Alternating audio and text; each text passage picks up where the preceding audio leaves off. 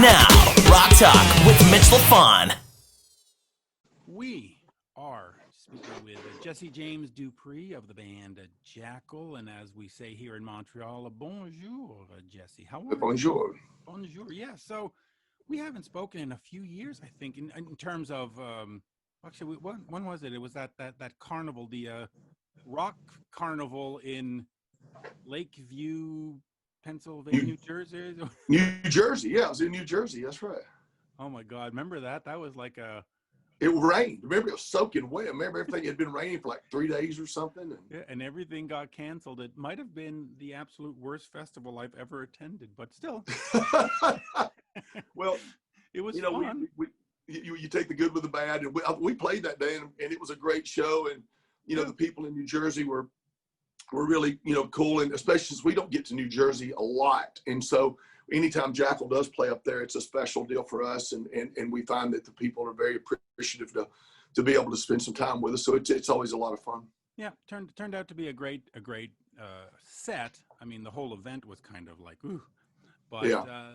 Let's get over to more recent events. You just played Sturgis, and some bands that played Sturgis, like Smash Mouth, I don't know why I can't say that name.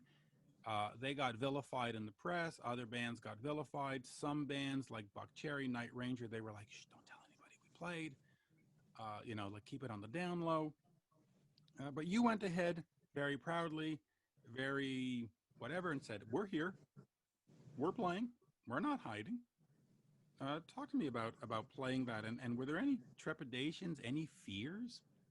Well, I own 600 acres up there with my partner, Michael Ballard. We have the Full Throttle Saloon in the Pappy Hoyle Campground, and we have 600 acres of the off the hook beyond Thunderdome for people who love badass motorcycles, beautiful women, and a cold belly washer, which happens to be Jesse James Bourbon.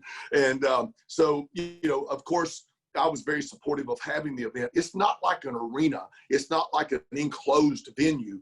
It's thousands of miles of open road of riding your Harley Davidson through the Black Hills of South Dakota to go see Mount Rushmore, Crazy Horse, Deadwood, Devil's Tower, the Badlands, just a slice of America that I wish that every goober in New York and LA and Chicago would be made physically to take them out there and set them on that prairie and look at what this great country was built on and put everything back into perspective, get their heads out of their ass, because it is a sad day when this country, as what it is, it not just the structure of government that's supposed to work for us and such, but just the beauty of this country and what everyone before us has fought for, and in the good and the bad with it, what has made this country what it is.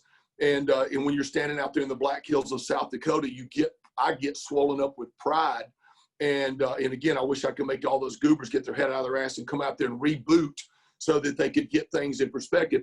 We have 600 acres and again, the ultimate social distancing on the back of a motorcycle riding in the Black Hills. But, we did have concerts, and that was the one thing the media was trying to hang their hat on. The data that comes from the Sturgis event, because we had 500,000+ people that came out there this year to celebrate not only the 80th anniversary of this great event, but also this year we celebrated America's resilience. And the data shows that the 60 and 70-year-olds in comparison stayed at home. So put one in our column for somebody being smart. They didn't feel they could afford to risk the virus, so they stayed at home, and the data proves that. The second thing is that, again, people came in groups with the people that they came from their home, and we observed them staying in their cliques, and so we were very proud of that.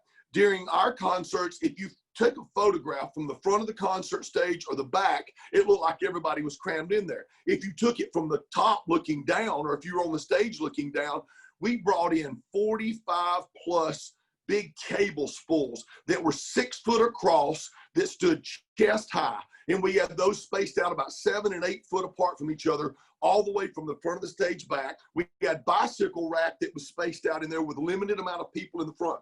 And we did a phenomenal job of helping people to stay focused on social distancing during the show, at least back to where the soundboard was. Now, the crowd came in so huge for Jackyl night, and I did feel like they got a little tight back behind that. And so 3 different times during our concert, I reminded people, look, we may be a little close tonight. So when you go home, don't go home and hug your grandmother. Don't go home and hug your friend that's got diabetes or someone that can't afford to get the virus. Go home and kind of stay to yourself for a bit. Be responsible. Let's show what separates us from the people out there that have to have the government hold their hand and wipe their ass and their nose and everything else.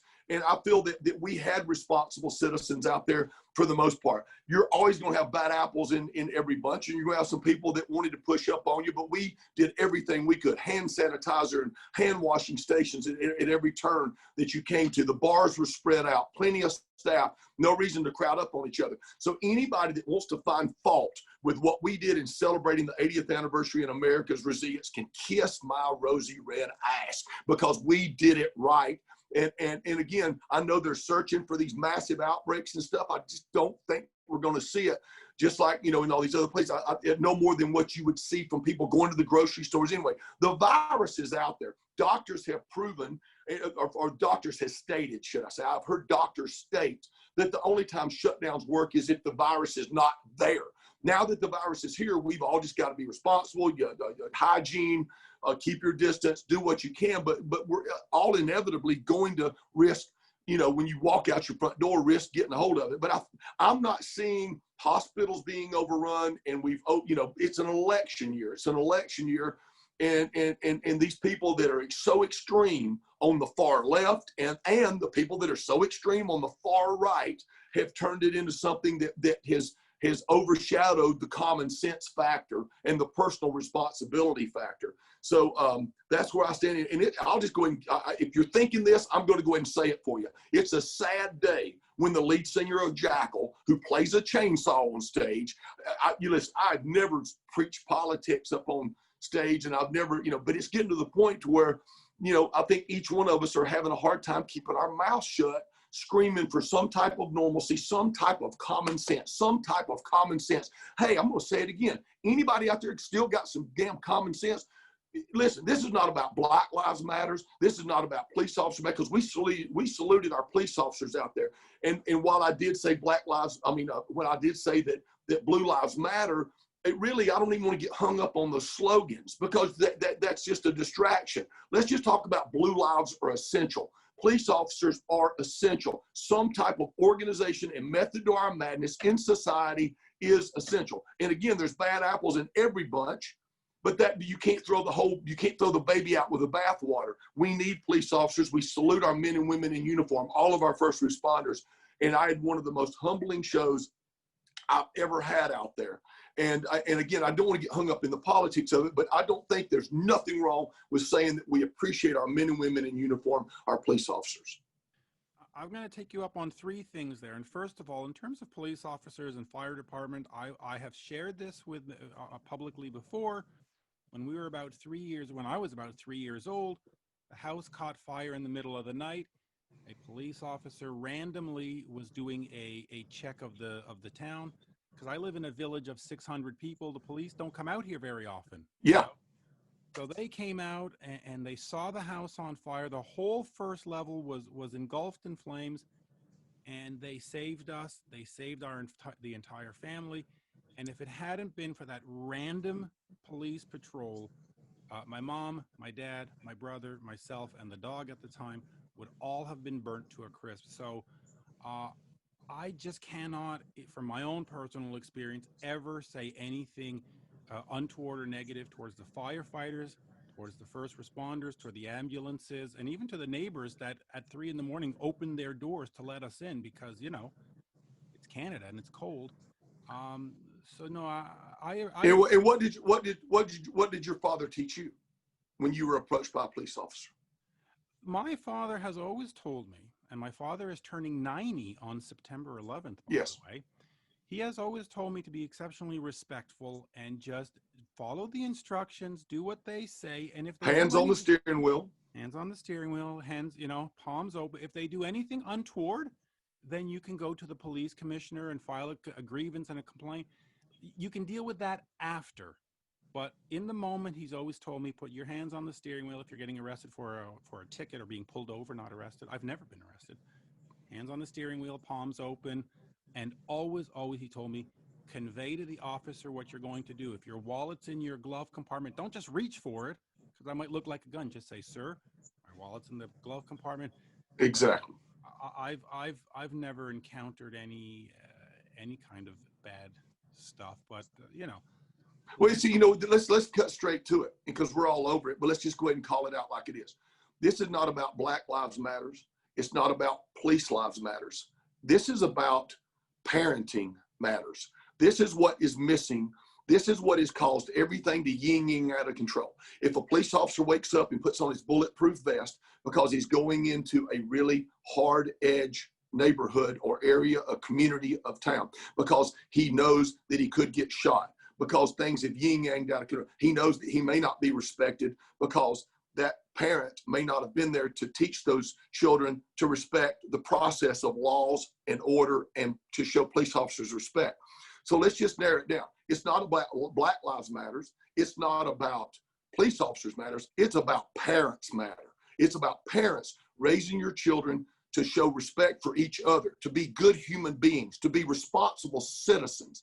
If we do that, then all of these problems go away. If we do that, gun control issues go away, because you could take any of my children and you could put Uzis in M16s and whatever in AR-15s in front of them. You could do any of that, and I sound like Joe Biden in them AR-14s. That's what I think he called it. But anyway, you could put an AR-15, you could put an Uzi in any of my children's hands, and I've raised a responsible citizen. They'll probably lay it down and say, I don't need to have this in my hand right now, because they're responsible citizens. Whether it be a knife, a gun, a rock, a car, putting them behind the seat of a car. Raise a responsible citizen. And so it's parents' lives matter. That's what we're missing. Parents' lives matter. And the only way we're going to ever fix these problems is not going to be some dumbass government program about defunding the police officers. It's not going to be about some program going in and creating some type of wraparound for the downtrodden communities. It's going to be communities themselves getting active in raising America's youth. And we're going to be a couple of generations away before we can actually, America and Canada and all around the world, parents need to raise their children. What we've gotten away from is the value of a good old-fashioned ass whipping by mama. No, man.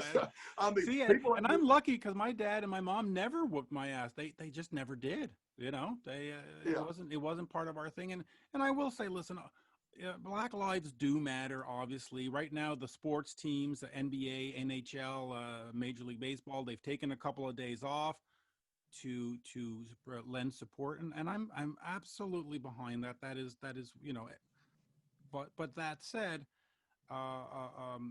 defunding the police to me is remarkably silly, because we built up a lot of this police force, especially in New York City after 9/11, and are you going to weaken the country whereas terrorists could come right back in? I mean, that doesn't. I can't even dignify that conversation. I'll be honest with you. I can't. I mean, it's the most absurd. It's the most absurd. This is what I'm going to say about that. Defunding the police departments, I feel dumber for hearing it. And if I'm going to, and again, you're talking about the lead singer of Jackyl that plays a chainsaw on stage. I'm not the guy you want to be getting political advice from, but I am the guy that, thank God, my mom would jerk my ass up and she'd smack me on the ass if I messed up. And I didn't want to get those ass whippings. And God forbid, I didn't want my dad whooping his belt out on me. And again, my parents didn't beat me to death, but I was raised in a home where I was raised in a home where I had to know right from wrong, and I knew there's going to be consequences if I crossed that line. But that's just a good Southern upbringing that I had. But the point is that we need to get back to raising responsible citizens. And we did do a tribute. I want to get back to Sturgis, if you don't mind. We did do a tribute for our police officers, police women, and policemen, and all of our first responders. But I just wanted to focus. I've saluted our truck drivers who keep all of the all of everything you reach out and touch right now came off of a truck. And I just love blue collar America. I love blue lives. I I love people that are good, responsible citizens. I love Daryl Mack from DMC, and I'll kiss him on the mouth. He's a brother, man. I mean, you know, and I love him to death. And same thing with the guys from Mother's Finest, and I've written songs with them. And, you know, I mean, you know, we've all got skeletons in our closet. We've all got things that we've done, you know, over as kids or whatever, over the years and stuff. None of us are beyond reproach. None of us are pick the first rock up and throw it. You know what? You know, because who's eligible to throw the first stone at somebody? But you know, I'm not sitting here saying I'm perfect, but I can tell you that at the age I'm at right now, I do respect, you know, my good brothers and sisters out there. And I just wish everybody could get a reset and not, if you're getting so polarized to the far left or the far right of these political parties, then you might as well be going to a WWE wrestling match, because that's what you're buying into. And for some reason, your video has you there? frozen. Yes, I'm here. The video is frozen, but I can still hear you. So yeah, there we go. Now you're back. I want to ask you this about Sturgis, because listen, personally, I would not have attended just because I don't feel safe. But that's me. That's my personal choice, which I'm. Yeah, exactly. But I was talking to Gilby Clark about it, and he said, "Listen, I was scheduled to play, and I chose not to play for my own safety." But you're logging up on me. Oh, I'm logging up on you. All right. How about we just put an end to this, and I'll call you right back. I'll call you right back. Let's see. I'm here. Oh, there you are. I got you. All right, there you are. So you were saying you were saying you wouldn't attend. I wouldn't attend just because I don't feel safe right now. I mean, you know, I live. My mom, who's 80, has come to live with us, and so I don't want to be going somewhere and then bringing it back to her. And you know, it has a lot to do with my mom. You know, God bless her heart. Well, you know, we just got back. I got back from Sturgis. Right. I just got back from Sturgis, and I hugged a lot of people. I'll be honest with you, and I shook hands and such. But you know, there's, you know, I'm negative on my end, but even regardless, I've stayed at home for the last 10 days. I'm not going. You know, I've been just laying low and just out respectfully, because I was up there, and you know, it's just his personal responsibility. You exercised your personal responsibility, right. and you know, I kept hand sanitizer all over me. I bathed in it the whole time I was up there. I want to ask you this, because I was saying I spoke to Gilby Clark, and he was scheduled to play. I spoke to Gilby Clark of Guns N' Roses. Can you hear me? Can you hear me? Okay. Yeah. And yes. He chose not to play, but he chose to attend the event because he says that it's the 80th anniversary, and he's always gone, and Sturgis has always been good to him in his career, and he felt that if Sturgis was canceled or if people didn't go, it might be the end of the event, and it might be the end of those businesses, because they sort of count on that time. How accurate is that? Yeah. That if the event didn't happen, it might never happen again, and the people in Sturgis would just go belly up, basically? Well, there's two things. One, there's about 500 businesses they predicted in Sturgis that do base their year of income on that rally happening. So it would have been, for some reason, if the rally had not happened or been really down, it would have affected our business. I mean, we have a $500,000 mortgage on our place.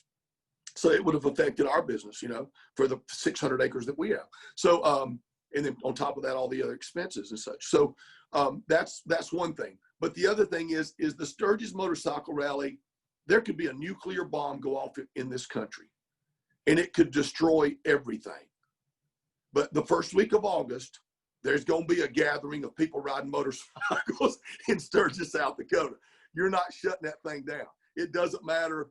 It doesn't matter what a city may say. It doesn't matter what a governor may say. It doesn't matter. If that first week of August rolls around, you're going to see a group of motorcycle enthusiasts show up to celebrate something that's been going on 80 years. That's a fraternity of people that are what's left of real people, real America, real Canadians. We have a lot of people from Canada that come down to our rally, and we have a lot of people from the rally. Why is your ringtone not Jackyl?